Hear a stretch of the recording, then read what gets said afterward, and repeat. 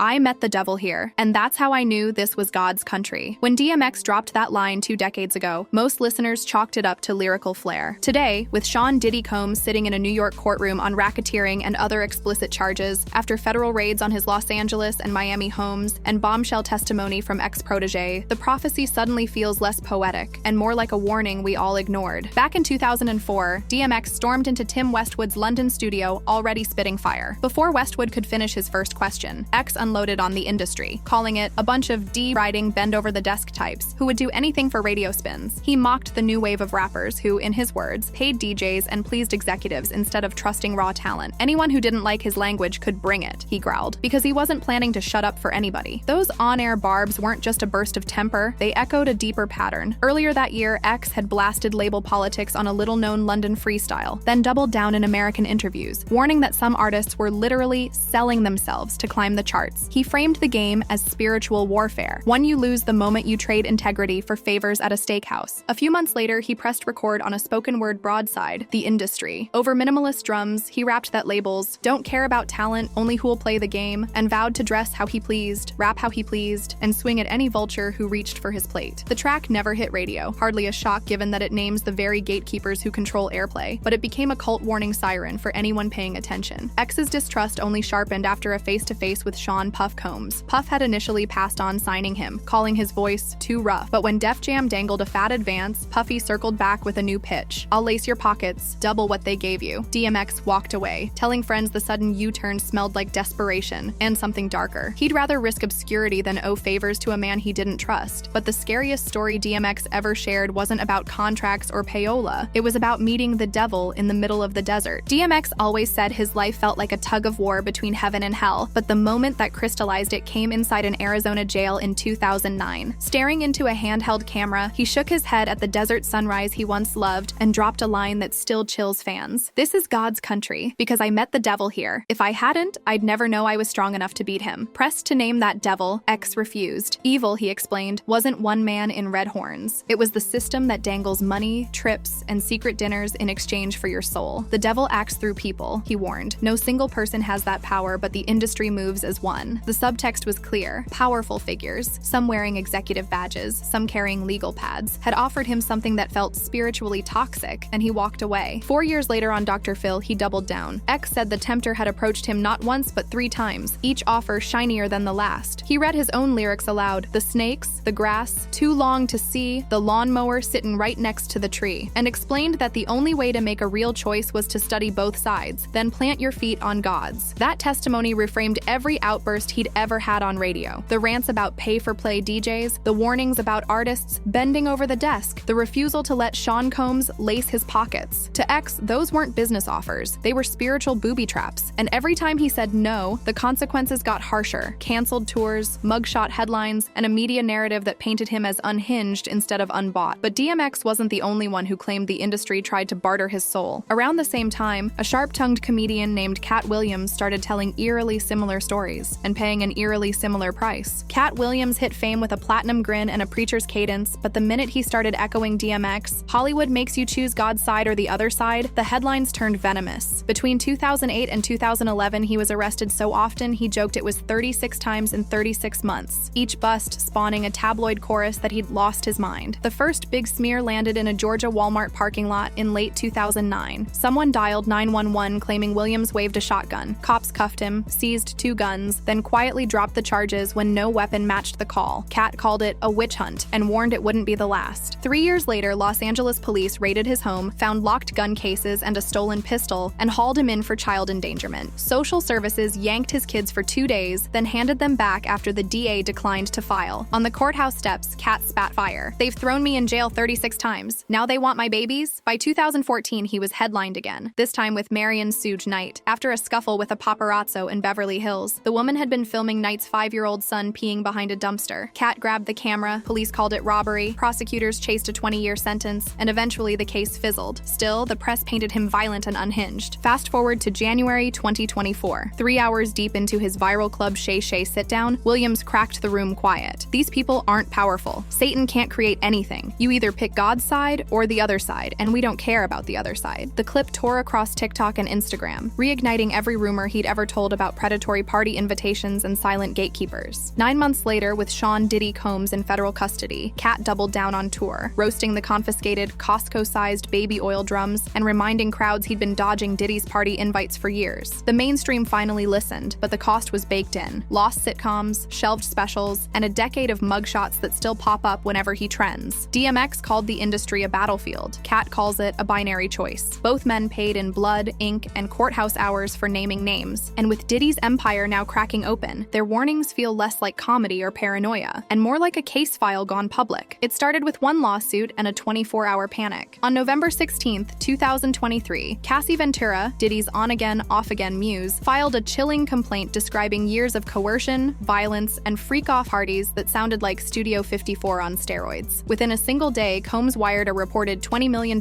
settlement and issued a denial, but the whiplash payout told prosecutors something big was hiding under the rug. Homeland Security agents moved next. At dawn on March 25, 2024, armored trucks rolled up to Diddy's Los Angeles and Miami mansions. SWAT teams rammed iron gates, seized hard drives, and photographed everything, from stacks of cash to rooms reportedly stocked with stilettos, lube, and pill bottles sorted by color. Neighbors gawked, tabloids screamed. Combs called it a fishing expedition. 6 months later, the fishing haul surfaced in a 97-page federal indictment: racketeering, trafficking conspiracy, forced labor, obstruction, even arson. Prosecutors allege Combs ran a 2-decade operation that recruited women with promises of music deals, funneled them through managers and bodyguards, and punished any attempt to leave. If convicted, he faces life behind bars. The criminal case hit the docket on May 5, 2025, and every day since has played like courtroom cinema. Cassie testified she watched her ex set Kid Cudi's 2012 Audi ablaze after she tried to move on. Cudi walked in next, confirming the car detonated outside his New Jersey driveway. Jurors have seen photos of the Miami freak-off pool house, footage from the Holmby Hills panic room, and text threads where assistants begged to hush victims with NDA money. Even as the trial unfolds, Combs is still making bank, chartering out his Gulfstream G550 for $33,000 a flight and pocketing more than $4 million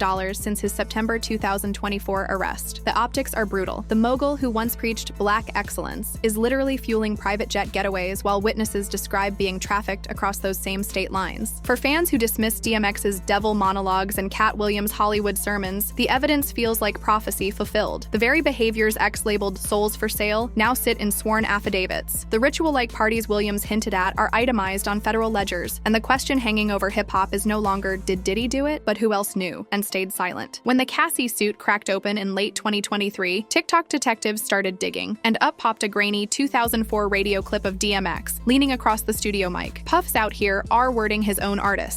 Back then, most listeners took R-wording as slang for ripping people off. But in 2025, as federal agents lay out a 20-year sex trafficking scheme, the literal read lands like a thunderclap. DMX went further. He told Vibe that Puff first dismissed him as unmarketable, then doubled Def Jam's advance when he smelled a bidding war, and about-face X called desperation wrapped in silk. He warned friends Bad Boy's hallways were full of favors nobody should owe. Today's indictment mirrors that warning line for line. Private recruiters, NDA hush money, artists shuttled coast to coast on the mogul's jet. Even the car bomb rumor DMX once laughed off now sits in sworn testimony. Kid Cudi told jurors Diddy torched his 2012 Audi after learning Cudi was dating Cassie. Like a Marvel supervillain, the rapper quipped on the stand. The jury flinched. DMX fans just nodded. X had rhymed, test the wrong one in the industry and you will get hurt. The parallels don't stop at violence. Prosecutors say Combs funneled victims across state lines on his Gulfstream G550, the same plane he now rents out for $33,000 a hop, pocketing over $4 million